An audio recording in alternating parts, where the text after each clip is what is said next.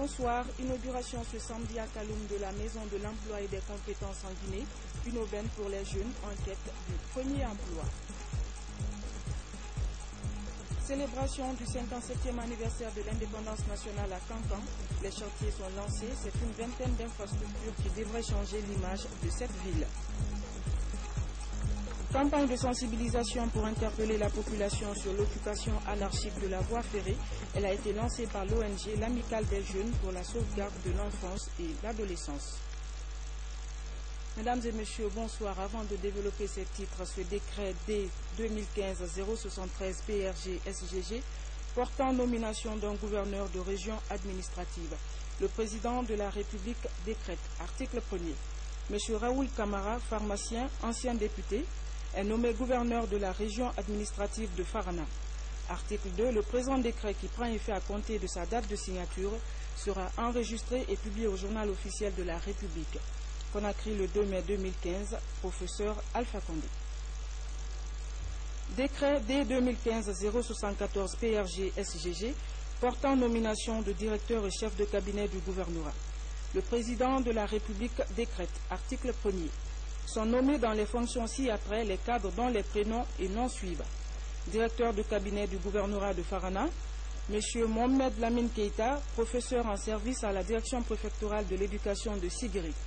Chef de cabinet du gouvernorat de Mamou, M. Samba Henri Kamara, précédemment préfet de l'Elouma. Article 2. Le présent décret qui prend effet à compter de sa date de signature sera enregistré et publié au journal officiel de la République. Conakry le 2 mai 2015, signé professeur Alpha Condé. Décret D 2015-075 PRG-SGG portant nomination de préfet. Le président de la République décrète, article 1er. Les cadres dont les prénoms et noms suivent sont nommés aux fonctions de préfet. Préfet de Dalaba, M. Alpha Babakar Kalaba, précédemment en service à la Direction nationale de l'administration du territoire. Préfet de l'Elouma, M. Mfa Ousmane Touré, précédemment préfet de Dalaba. Préfet de Koundara, M. Hassan Sanoussi Kamara, précédemment en service à la Direction nationale de l'administration du territoire. Article 2. Le présent décret qui prend effet à compter de sa date de signature sera enregistré et publié au journal officiel de la République. Conakry le 2 mai 2015, signé professeur Alpha Condé. Le ministère de l'Enseignement technique, de la formation professionnelle, de l'emploi et du travail a procédé ce samedi à l'inauguration de la toute première maison de l'emploi et des compétences en Guinée, un projet innovant qui vient appuyer l'AGIP dans certaines missions, notamment l'orientation des demandeurs d'emploi dans leur démarche d'insertion professionnelle. La cérémonie a été présidée par le chef de l'État, professeur Alpha Condé. Compte rendu, Sanassi Keïta. Pour la première fois en Guinée, la jeunesse obtient une maison de l'emploi et des compétences. L'objectif est de doter les jeunes Guinéens de moyens techniques nécessaires dans leur recherche de créneaux d'insertion socio-professionnelle. L'inauguration de cet édifice a enregistré la présence de plusieurs personnalités du pays sous la direction du président de la République. Une occasion pour le directeur général de la GIP, Agence guinéenne pour la promotion de l'emploi, de décliner les objectifs de cette maison de l'emploi et des compétences. Excellence, Monsieur le Président de la République, le marché de l'emploi guinéen, comme partout ailleurs, est devenu très exigeant. Les offres d'emploi définitives se font rares et les prérequis plus complexes. La compétition entre candidats sont plus dures. L'une des missions de cette maison sera de préparer les jeunes demandeurs à mieux intégrer le tissu socio-économique productif. À ce titre, le jeune qui passera par la maison de l'emploi et des compétences en sortira avec la capacité d'évaluer ses compétences, de cibler les structures, les entreprises, les métiers et les postes pour lesquels il est susceptible de se mettre en valeur, d'utiliser à bon escient tous les outils de recherche d'emploi, de définir et de réaliser ses besoins de formation complémentaires. La construction de cette infrastructure est partie d'un constat amer au niveau des jeunes fraîchement sortis d'université et en quête de leur premier emploi. De l'échantillon de jeunes interrogés lors de la 3e édition du Salon de l'emploi, il en ressort que plus de 75% des candidats n'avaient jamais suivi de formation aux techniques de recherche d'emploi. Plus de 21% n'avaient jamais déposé de dossier de candidature pour un emploi, bien qu'ayant terminé leur étude depuis plus de 2 ans pour la plupart. Plus de 80% des détenteurs d'un CV ou d'une lettre de motivation ont estimé que ces documents devaient être soit totalement corrigés, soit améliorés dans leur représentation ou enrichis dans leur contenu. Ces chiffres prouvent à suffire qu'il y a bien des obstacles qui handicapent le demandeur d'emploi guinéen dans sa démarche d'insertion professionnelle. C'est pourquoi mon département a accueilli avec une immense satisfaction le projet de construction de la Maison de l'Emploi et des Compétences.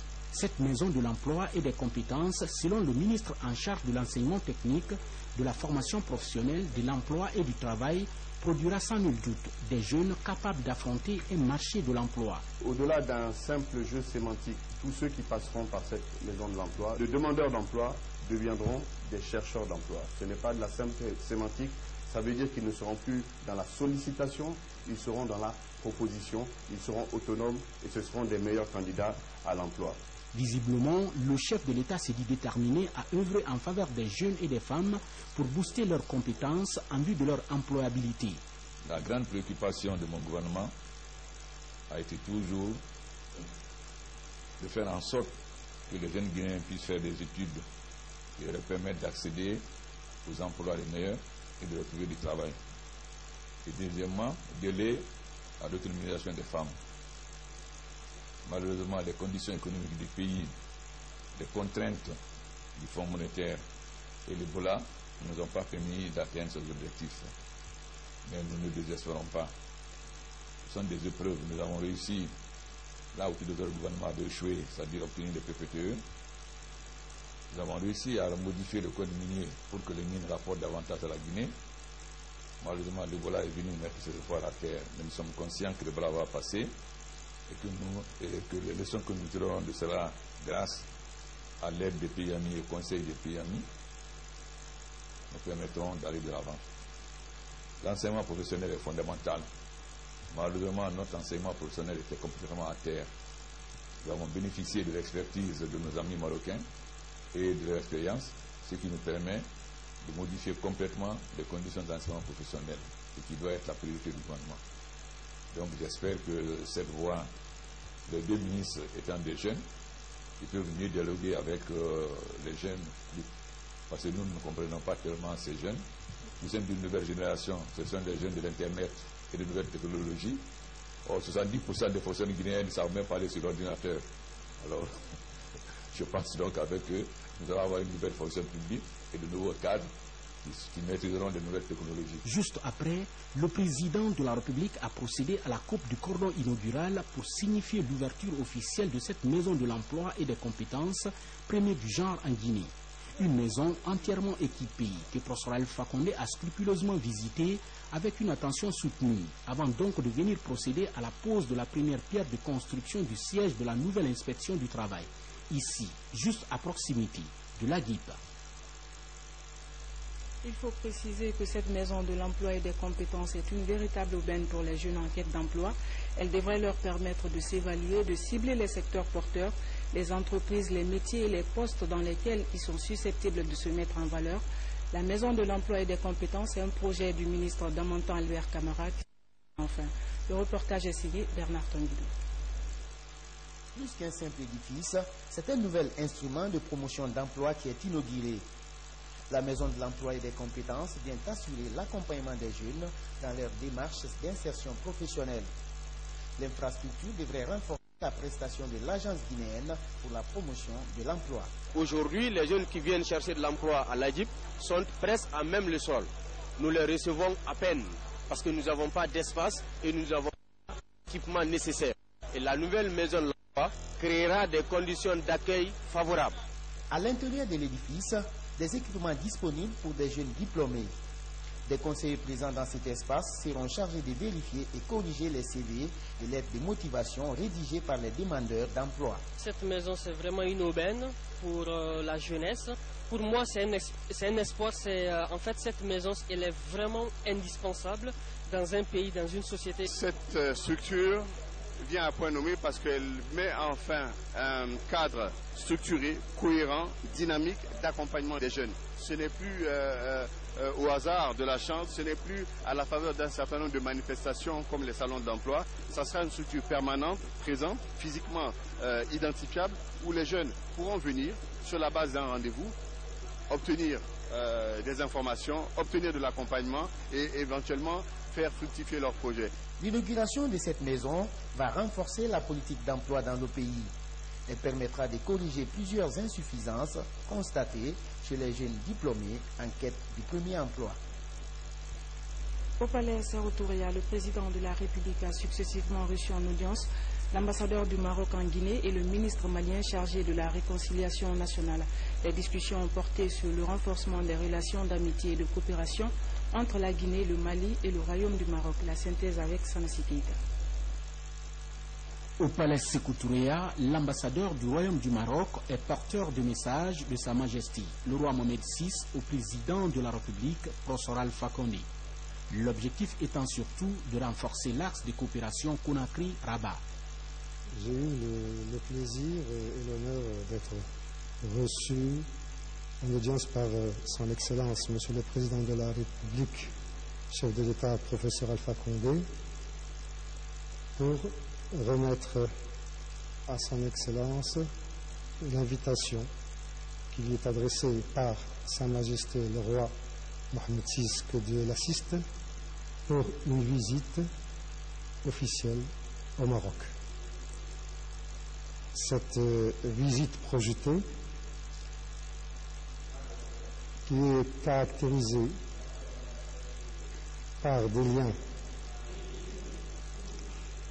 exceptionnels entre Sa Majesté le Roi Mohamed VI, que Dieu l'assiste, et Son Excellence Monsieur le Président de la République, permettra de renforcer les liens fraternels qui se sont tissés tout au long de notre histoire commune.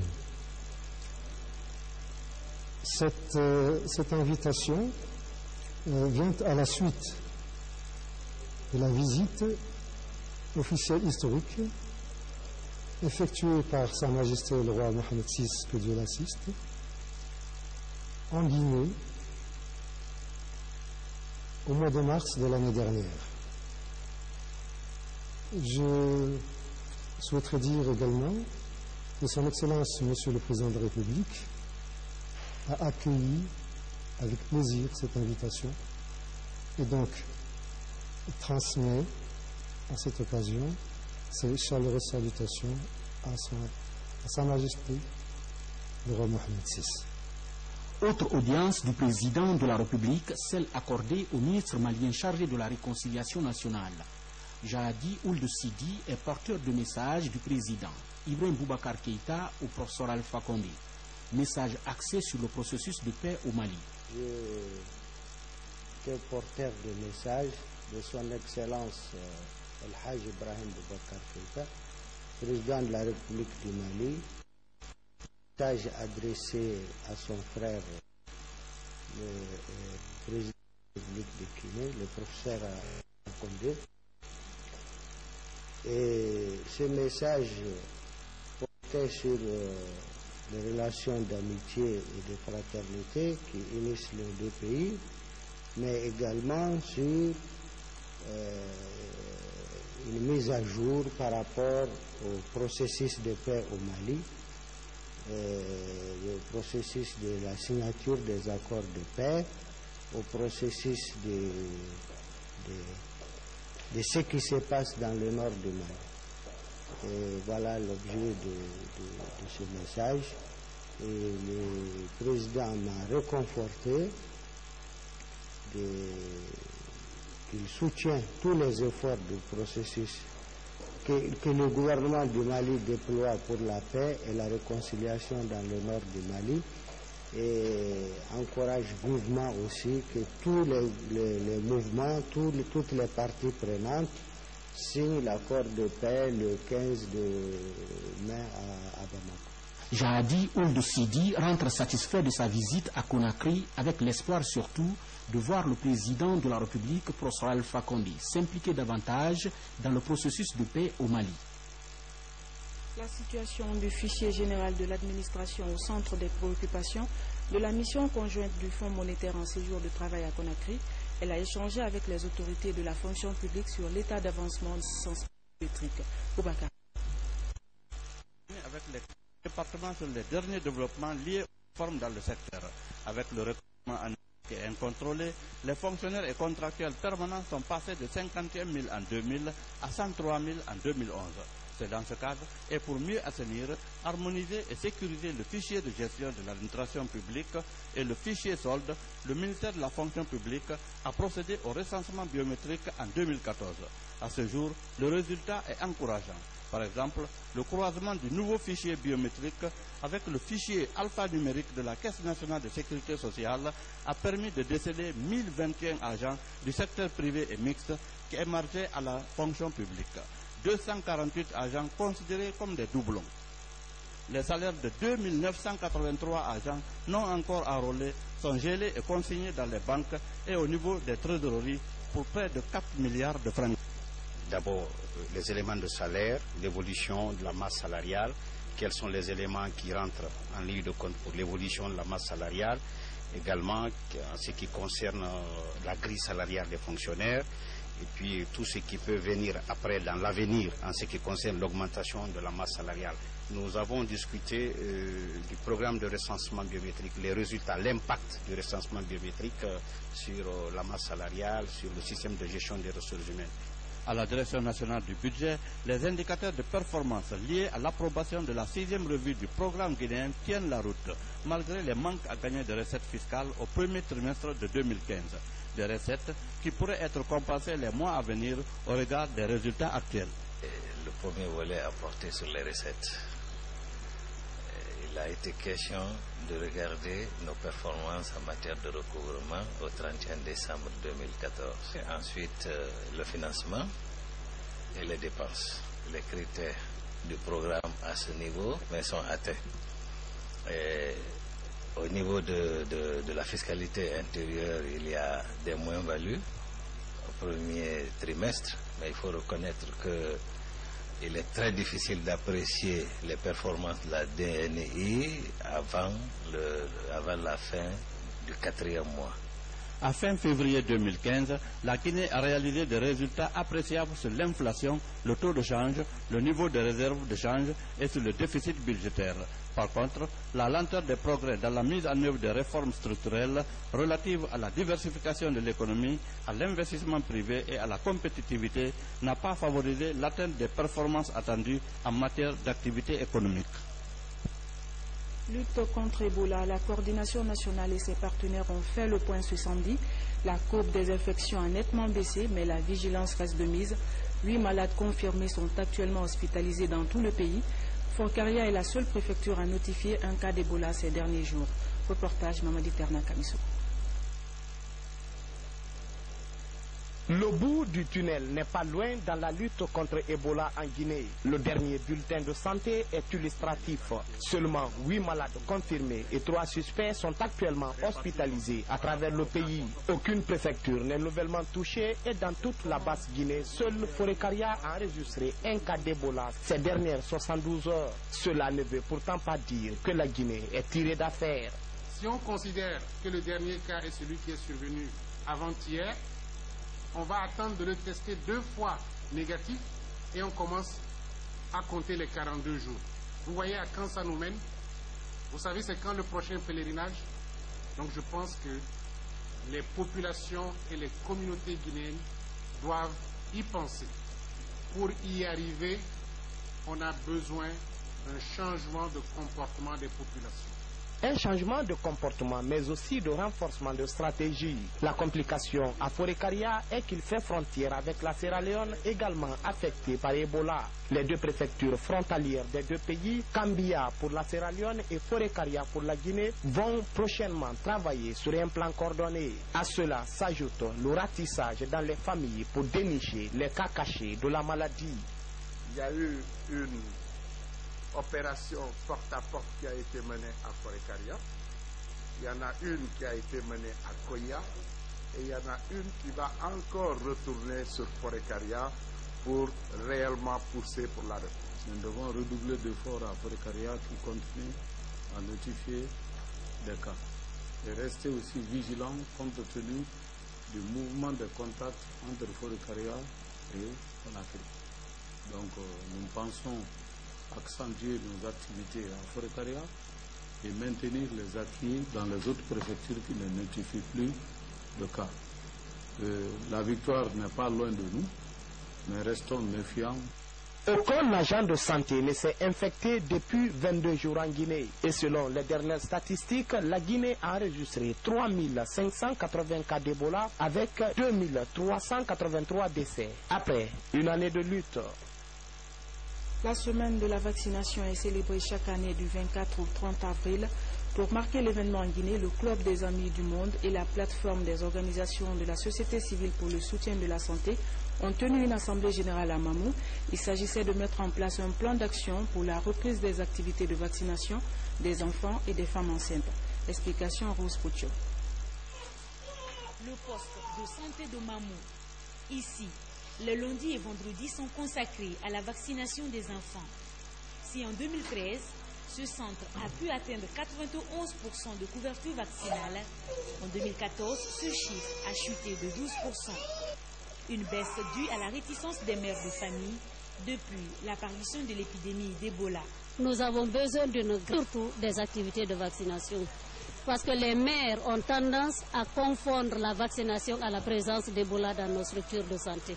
Alors, les structures ont été fuies par cette maladie et on a vraiment besoin d'un appui important pour la relance de ces activités de vaccination. En Guinée, 10 bébés sur 50 en moyenne meurent de maladies qui pourraient être évitées par la vaccination.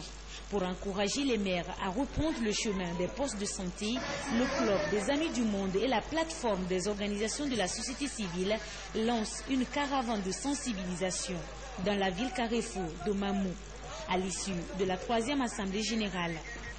Notre système de santé est devenu fébrile et vraiment, vous m'excusez, même bancal. Et Ebola est venu démontrer cela aux yeux de tout le monde. Combien de morts parmi le corps médical et l'abandon des structures sanitaires par les femmes en âge de procréer, les enfants de 0 à 5 ans, les femmes enceintes. Donc nous, société civile, nous avons décidé quand même de mettre un plan d'action d'urgence, de mobilisation sociale et communautaire de nos mamans, de nos sœurs et de nous-mêmes pour recommencer à reprendre le chemin des centres et postes de santé. Parce qu'il vaut mieux prévenir que guérir. Nous, membres de cette POSAV, recommandons au gouvernement leur implication effective dans le programme élargi de vaccination et les journées nationales de vaccination, JNV. Dans les prochains jours, ces recommandations ainsi que d'autres seront soumises à l'Assemblée nationale et au gouvernement pour exécution. Une action qui pourrait permettre à la société civile de s'inscrire dans le plan stratégique pour l'amélioration de la vaccination. Dubreca dispose d'un nouveau centre de santé. Cette infrastructure est financée et réalisée par le mouvement des Patriotes pour le développement. Par ce geste, le MPD entend accompagner le gouvernement pour le bien-être des populations de Dubreca confrontées à un déficit de structures sanitaires. À Dubreca, la rareté des centres de santé et personnel sanitaire constitue depuis plusieurs années un véritable casse-tête pour la population. L'inauguration de cette infrastructure hospitalière vient combler ce vide.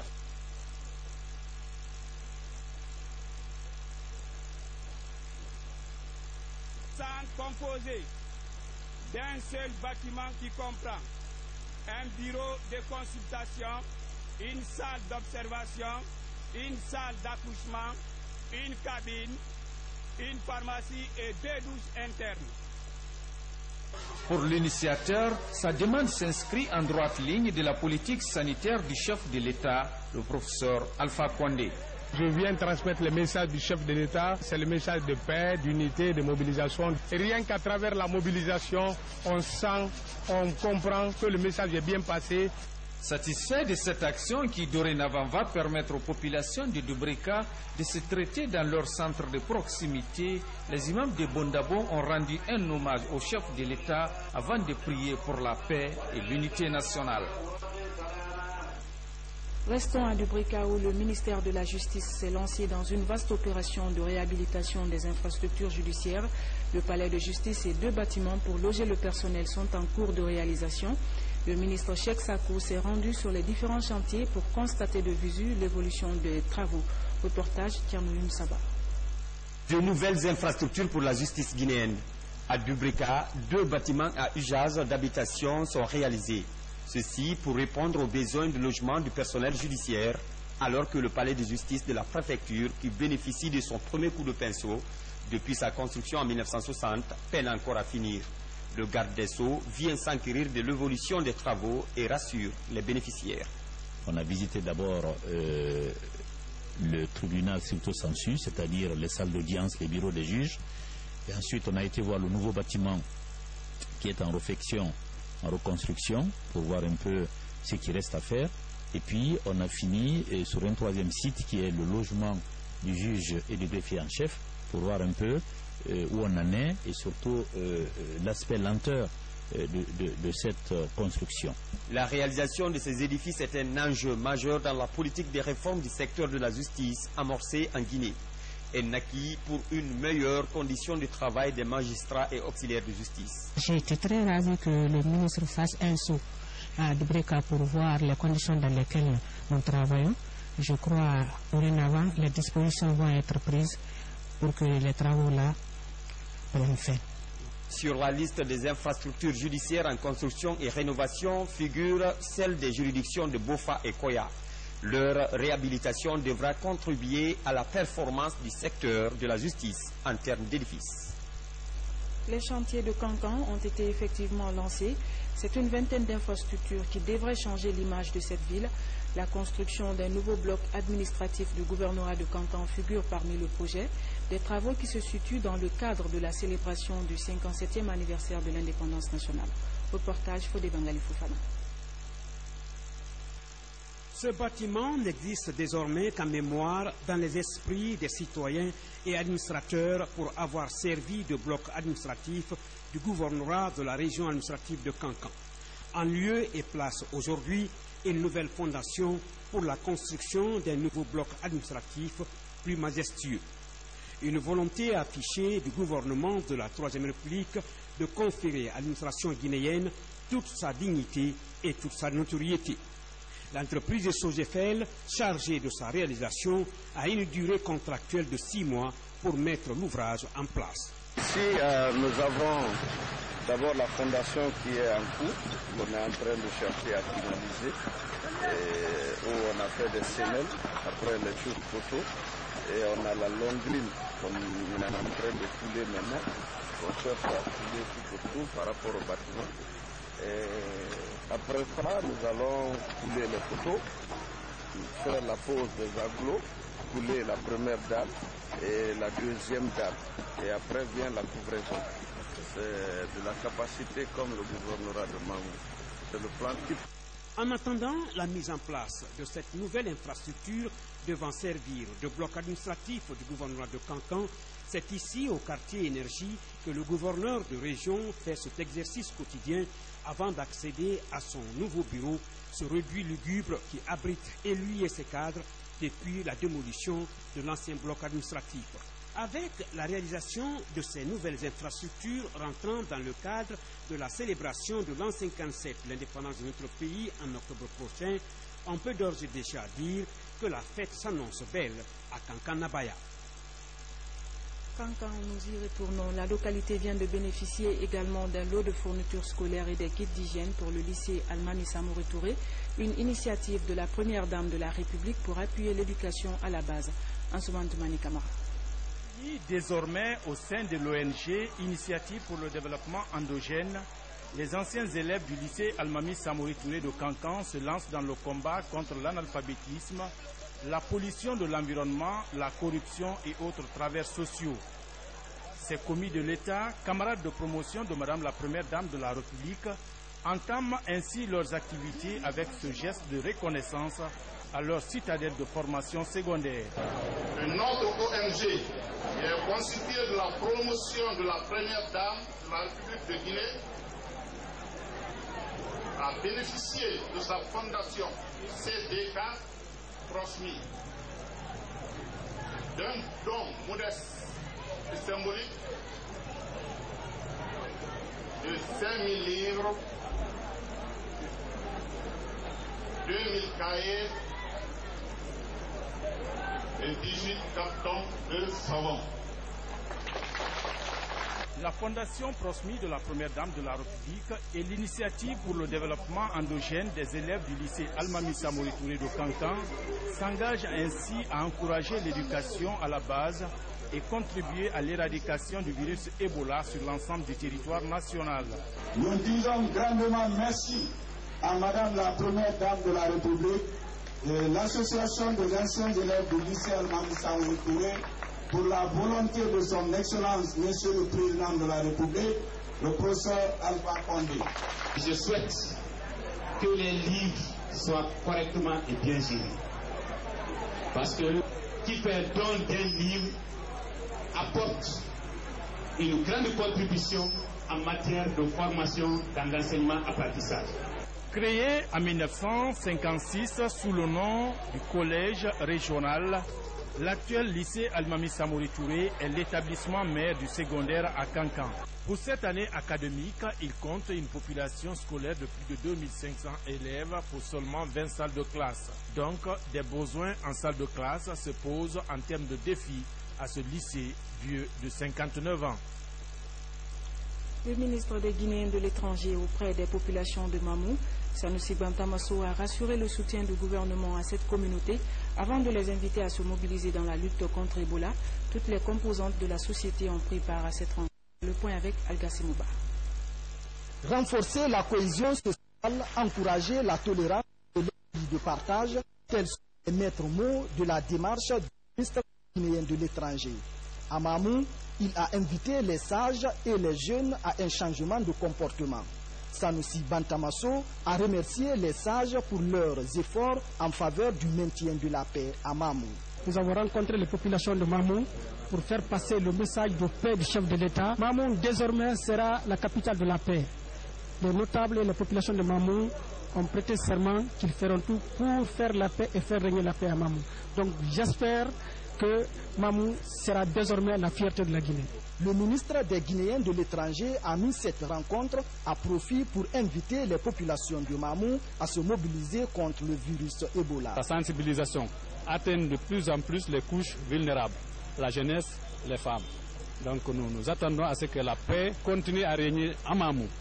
C'est satisfait de l'engagement des populations à œuvrer pour la paix, mais aussi contre Ebola, que le ministre Sanusi Bantamasso a quitté la ville Carrefour. La voie ferrée, un chemin réservé aux trains et non aux hommes, certains citoyens ont du mal à saisir cette notion. C'est dans ce cadre que l'Amicale des jeunes pour la sauvegarde de l'enfance et de l'adolescence s'active sur le terrain avec la CBK pour un changement de comportement. Ce matin, l'ONG était à Dar Salam pour interpeller la population sur l'occupation anarchique du chemin de fer. Reportage à Abidjan. Contrairement à cet adolescent, nombreux sont conscients des risques encourus sur la voie ferrée. C'est le cas de cette marchande au PK12 de Dar es Salaam. Quand le train arrive, on quitte. Quand il passe, on revient s'installer. Faute d'emplacement, nous n'avons pas le choix.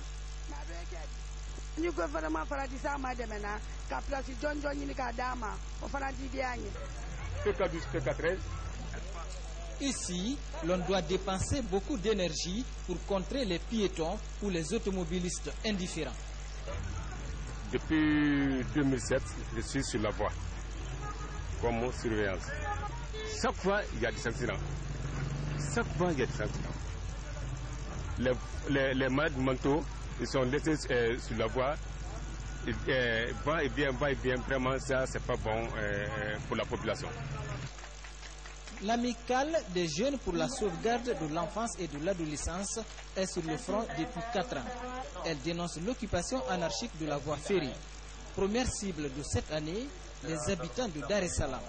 Quand vous regardez le marché de Dar es Salaam, le marché de Koza, qui sont juste qui sont même, s'il faut le dire, sur les rails même.